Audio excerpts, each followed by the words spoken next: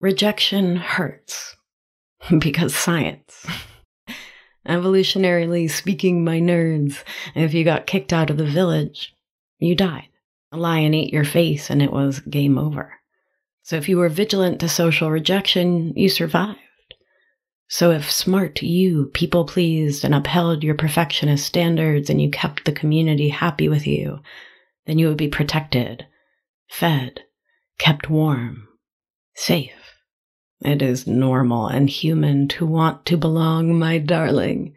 And when our fear of not pleasing others, not having everyone on earth enamored with us, stands in the way of liking ourselves and living in our authenticity, it's not the rejection that holds us back. It's our fear of it and what we make it mean about us. Ready to stop hiding your light, your magnificence, your weird, for fear someone won't like it and will reject you? Keep listening, my love. It's gonna be a good one. You're listening to Feminist Wellness, the only podcast that combines functional medicine, life coaching, and feminism to teach smart women how to reclaim their power and restore their health. Here's your host, nurse practitioner, functional medicine expert, herbalist, and life coach, Victoria Albina. Hello, my love. I hope this finds you doing so well. So I've been doing a lot of reflecting and a lot of thinking about how I got to where I am in my life and my business. For so much of my life, I worked so hard to attempt to keep people happy and pleased with me, thinking that I'm so smart and capable and that I know so much. And I did it as a way to validate my worth, my existence, my value as a human mammal. As a Latinx, as a human socialized as a woman, I learned that my doing was everything, and that other people's approval of me was paramount. That I had to be constantly proving myself, and that if someone didn't approve of what I did or said, who I am, that meant something bad about me. Now, as an adult, I've come to see all of that socialization for what it is. A way to try to keep me small, compliant, getting along to go along, or is it going along to get along? Either way. Not ruffling any feathers, maintaining that status quo by being a good girl. And the truth is, that narrative never really sat well for me. I've always felt like a loner, an outsider, a weirdo, and for decades that felt like a problem to be solved. I bent myself into an emotional pretzel trying to keep people happy with me, to avoid rejection, because I feared what it would mean about me, my value, my worth, my safety. And I hear the same experience from my clients so often. And after a recent webinar that I did about people-pleasing and indecision, where I asked folks to send me questions, one of the top things I heard was a request for support around learning to manage rejection. And thus, I wrote this show. So my beauties, let's start how we love to, with a nerd alert. So humans need one another. We're pack animals. We are wired for collective wellness and collective healing, which means putting the safety of the village ahead of everything else. So if someone was rejected, we assume that meant there was something wrong with them, or why would they be left behind or cast out? And we continue to have that same visceral feeling of thinking that those who don't fit in or who are rejected are somehow damaged goods, and we certainly do not want to be them. While nothing could be farther from the truth, those who are rejected are certainly not damaged goods. Evolutionarily, it makes so much sense. And as usual, we have evolved as humans, and we now see all sorts of things that don't actually mean we'll be left to the woods to die as rejection. Things like your boss saying you need to change up something you wrote, your post on the socials not getting likes, getting ghosted by someone after a date, someone not texting you back in the time frame your brain tells you is appropriate, And all of that creates a lot of internal suffering that you really can start to put down, my beauty. And listen, I know I totally felt the heavy weight of rejection in school. That worry that the cool and popular kids wouldn't like me or approve of me, which they totally didn't. And while that rejection was super painful at the time, especially to my developing mind and sense of self, eventually I found the weirdos, the poetry slam kids, the queer kids, the theater kids, and I made my home with them. I went where it was warm, to the kids who accepted me for all that I am. And looking back, I am super grateful that the cool and popular kids rejected me, didn't include me, because it was an important turning point in my young life where I got to decide that I would show up for me with love and acceptance and would take their rejection as redirection. Well, of course, I didn't have any of those words or that understanding at the time. But first, I made them not wanting to include me mean something about me. Oh, how I suffered with it. And then later, I turned all that pain into poetry. Sometimes really terrible poetry, let's be real, but poetry nonetheless. And then I found my way to weirdo school, where I belong. And I'm so glad I did. Oberlin College was the most perfect fit for me, where all the things that the popular kids rejected were my greatest assets. And we'll circle back to how you can start to do the same for yourself as we talk about remedies, which you know we always do. But first, another nerd alert. So let's get all brain sciencey on it. Rejection can trigger your amygdala, the fear center of your brain, which is why it can feel so scary. It can shift your nervous system into sympathetic activation, the old fight or flight we've talked about so much here. So that can be an acute experience when someone rejects you or when someone says words and your brain interprets it as a rejection. That's how I want to say that. Or when it's a chronic or frequent experience, such as familial rejection, and especially when it's systemic, like the rejection that Black folks, BIPOC folks, queer folks, inmigrantes experience on the daily in this country, in which the current president does not condemn anti-Blackness and white supremacy and continues to keep brown folks, mi gente, in cages. Well, all of that chronic rejection can leave your system so exhausted that you find yourself protectively and smartly in dorsal vagal. That immobilization, shut down, sad, sit at the back of the cave part of the nervous system, which makes sense. Both sympathetic and dorsal are well-meaning protective mechanisms, but neither prepares you to take a no, a rejection in stride, or to get the support you need and deserve when the rejection is familial, systemic, and touches deep in your tenderness.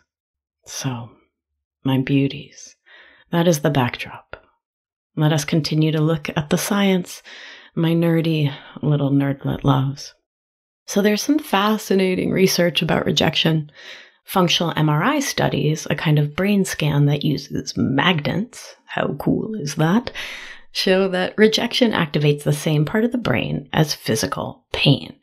So like walking into a table, which I did about an hour ago, and feeling rejection, light up the brain in similar ways. And this is why rejection hurts so much, neurologically and nerdfully speaking. What is also fascinating is that studies have found that the analgesic or pain reducer Tylenol, which is acetaminophen, reduces both our empathy and the pain associated with rejection. Isn't that fascinating? The functional medicine world went bananas about this finding some years ago. It's really interesting. So reducing your physiologic pain response reduces the emotional pain of rejection, which totally tracks. Now, I am not out here being like, oh yeah, you should take Tylenol to reduce your emotional pain before an audition, a job interview, a first date, because Number one, your liver would not be thrilled if you did that. Acetaminophen is rough on the old liver. And B, number two, that buffering or attempt to push the feelings away doesn't actually help you in the long run. All of this nerdiness about how rejection impacts us on so many levels is an important backdrop to say. Rejection can feel enormous in our bodies, like something that means something real and terrible about us as humans. And so we live with this powerful fear of it. Vital caveat, my beauties. If rejection, particularly early childhood or familial rejection, is keeping you feeling stuck, the following will hopefully be helpful for you as a framework and can give you some tools to help yourself. And I want to encourage you to see if working with a skilled and experienced therapist to help you address and unravel the tidal knots of rejection in your mind and body may be a good path for you. Therapy can be so magical. It sure has been for me. Highly recommend it. And coaching and therapy can go hand in hand, excavating and making peace with the past while learning how to manage your mind today and to move forward to create the intentional life of your dreams. So, rejection happens to all of us in all sorts of ways. And you staying in that feeling, letting it swirl within you, that fear of someone disapproving of you or not liking what you offer, which is what a rejection is, can keep you from taking courageous action.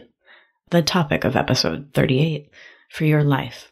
Because if you see failure as a rejection of your plans and attempts to succeed, you will fear it. Because of course you will. If as a kiddo you decided the best way to be safe was to have everyone from your parents or caregivers to your teachers to the bus driver adore you and approve of you, then risking failure is antithetical to your goal of being safe and liked. Again, makes a total ton of sense. And we talked all about how to reframe failure and how I personally now seek to fail ahead of time and on purpose. And we talked about it in episodes 39 and 40.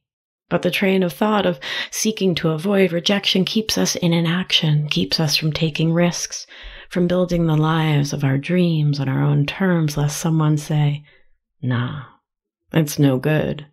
I'm not interested." And baby, that's no way to live. That's certainly not a life built and lived with intention, which we talked about in 84 just a few minutes ago. For me, rejection has felt like a combination of anxiety and shame.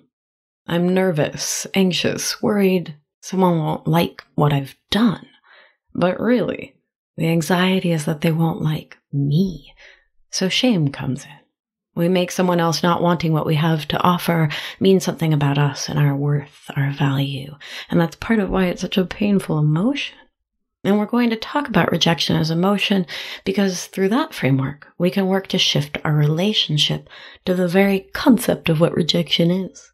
And thus, it's really important to get clear on the difference between hearing a no and being rejected, which I for sure conflated in my mind. I made them mean the same thing, and maybe you are too. What's interesting is we don't often make a no mean something about us unless it touches a deep tenderness. We talked a lot about this in the episode about resentment, number 64. It's when your loving ego gets involved and takes it personally, which is its job after all. I want to invite you to feel into the difference between saying, "Hey, can I borrow your socks?" and your buddy says, "Nah, I need my socks." Or when you say, "Hey, can you pass the ketchup?" and your sibling's like holding their hot dog aloft and says, "No, I don't want to put this down. Go get it yourself." So the difference between that, just like a no, I won't do a thing, you can't have my thing, and when you ask someone to hold you when you're crying and they say no.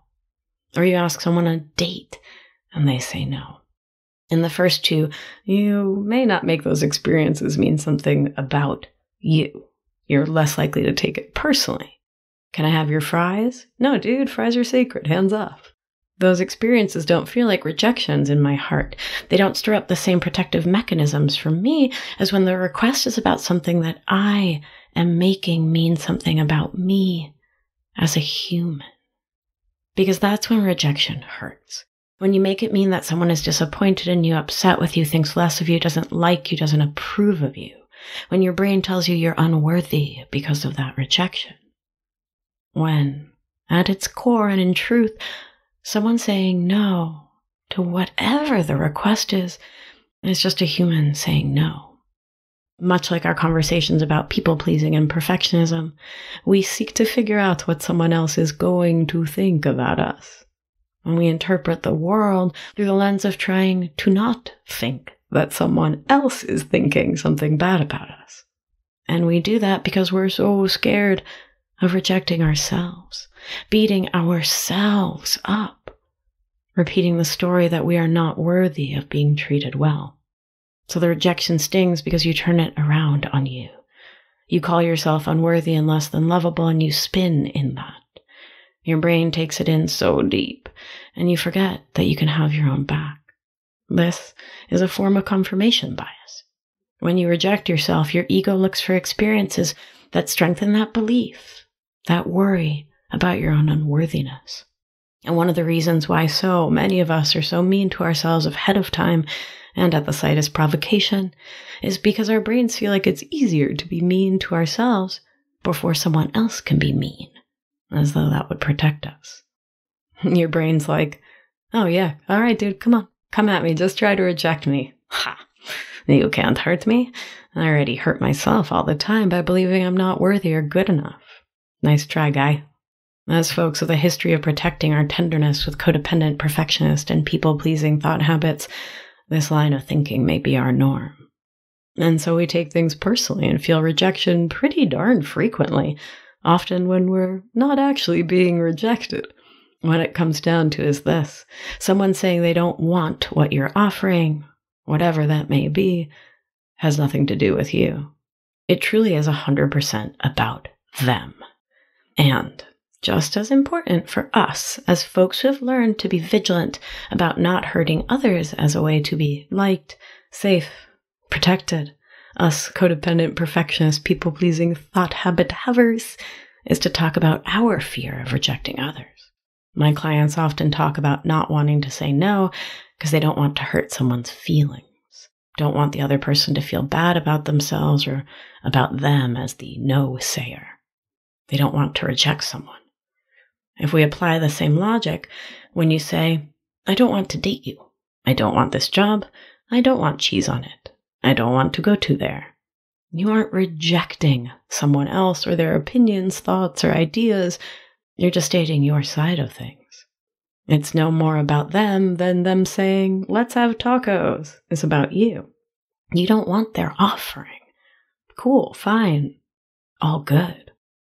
You get to use this framework to get a little cognitive distance, to support yourself in saying your yes and your no with conviction and self-love without attempting to people please anyone, without attempting to shape your will and desires to attempt to protect someone else from a feeling, because my tender, kind, darling love, you can't. Other people will have their thoughts and feels much like you will, independent of what is said. So the remedy here is to remember that you don't cause anyone else to feel rejected. That's in their mind. And of course, this is always within the context of trusting you, dear listener, to move through the world with love and gentleness, while also speaking what you want and need. I mean, being like, I don't want to hang out with you because you're a smelly jerk is not what I am talking about. But rather, I'm not available to continue dating you, is exactly what I am talking about. Kindness, always. Simple, direct communication, always. Self-love, community love, always. So, I want to really empower you to speak your truth, to say what you want and need, and to not worry about the other person feeling rejected, trusting in yourself that you're speaking with kindness. Let's go back to you and you feeling rejected, and let's look at my favorite remedy, thought work.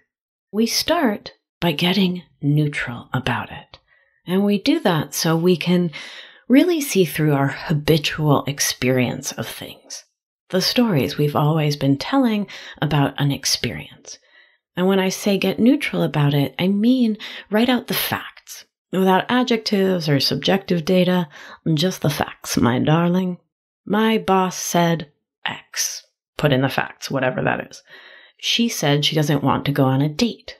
They don't laugh at my jokes. And then, once I can see the situation as like this really neutral thing, I get to recognize that I can make a decision. I get to interpret that, and I can use my prefrontal cortex, my nerds, that smart part of my brain that can do thinking about my thinking, to make a choice. And so I'll ask some curious questions. What am I making this set of facts mean? How am I making it about me?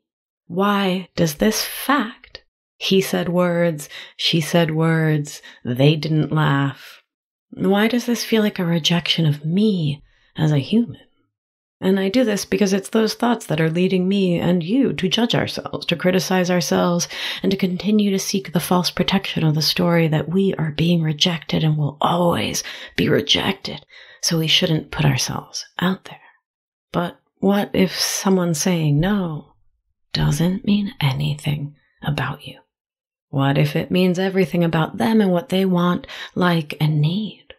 They don't want what you're offering, and that's just fine. Whether it's the thing you wrote for work, dating you, being your friend, paying you for your services. But seriously, it literally means nothing more about you than that they don't want it. It's just about them. A coaching client of mine who is a new women's empowerment coach told me she felt terrible. She felt terrible about herself, deeply rejected, questioning herself, because she was on a consult call, which is like a sales call with a potential new client, and that person didn't want to hire her. She felt rejected, and it was so painful and hard and heartbreaking for her. So I offered, what if you were on a consult call with my dad? He's a great guy, but he does not want a 6-month women's empowerment coaching program because that's like the last thing he would want to invest in or to be a part of, because it's not what he wants for himself. Jorge wants a lot of other things, but he doesn't want that. Just like I don't want to hire someone to paint my house bright purple. No diss to anyone with a bright purple house. Hold the hate mail. There's nothing wrong with it. I just don't want it. Thank you very much. So making it neutral and putting the facts of whatever happened in terms of someone else wants or doesn't want this thing, and that is their preference and nothing more, helps me to take the emotional sting out of it. And it's like when we set boundaries. So remember, healthy self-loving boundaries are not emotional. They're not about guilting or shaming ourselves or others. It's simply about saying what you want and need. And if you do X, I'll do Y. And someone saying no to you is the literal same. It's just them saying, if you offer me a llama, that I can buy a llama, I am going to say no. And it's not that you're not selling great llamas. It's just that that person doesn't want or need a new llama for their farm. Maybe they're moving their operation from llama farming to hamster farming, which is a perfectly normal thing to do. And it's something that has nothing to do with you at all. So your brain is telling a story that it's all about you, and you get to reframe that. Rewrite that story so you can see it as neutral. I was sitting on the couch at the party and she didn't sit next to me. Neutral. I asked them to go on another date and they didn't text back. Neutral. So when you hear those plainly as neutral circumstances, there's no part of that that's about you. And therefore it's possible for you to reframe any situation as someone making a choice for themselves. And I want to invite you to practice this tool so you can begin to rewire your nervous system. Like we do, by repeating to yourself, she said no because she wanted to say no. They didn't text because they didn't want to text. She sat where she sat because that's where she chose. You get to choose reframes that have nothing to do with you because most things aren't about you.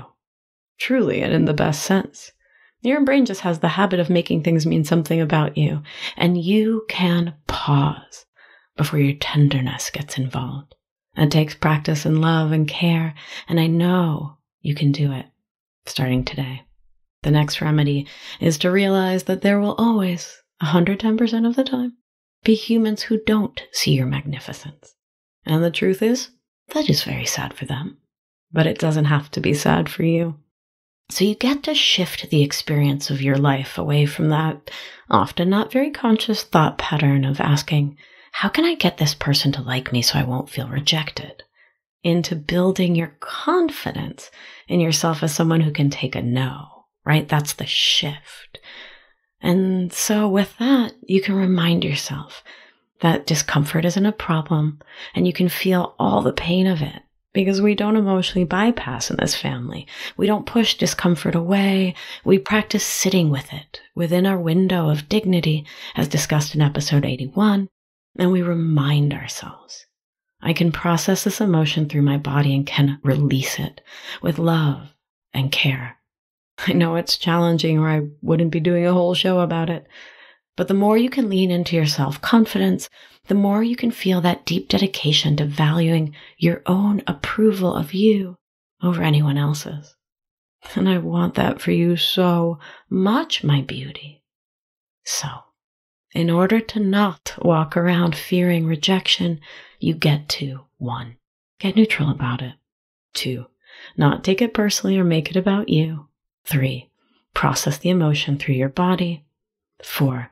Decide it's totally okay to not be liked by every human on the planet if you like you. And 4, in that, you can decide that you're no longer going to live in fear of rejection because you know you have a plan and you trust you to have your own back. Let's pause as we close and imagine together, what if you never had to fear rejection? What if you let other people's choices just be their choices and not have anything at all to do with you? Imagine how beautiful that would be, how different your life could be. Think as well about all the things you haven't done because you've been afraid of what other people might think or say. When you take the scary out of hearing no and just make it a human saying words, you can grow in such glorious ways, my tender one. What a beautiful gift to give yourself. Thank you for listening, my darling. I hope this has been supportive. Please do keep sending me any requests you may have for an episode, and I'm going to do a listener Q&A soon enough, so drop an email to podcast@victoriaalbina.com if you'd like to get your question answered by moi. All right, my sweet beauty, let's do what we do. Nice breath in and out. Remember, you are safe, you are held, you are loved, and when one of us heals, we help heal the world. Be well, my darling. I'll talk to you soon. Thank you for listening to this week's episode of Feminist Wellness. If you like what you've heard, head to victoriaalbina.com to learn more.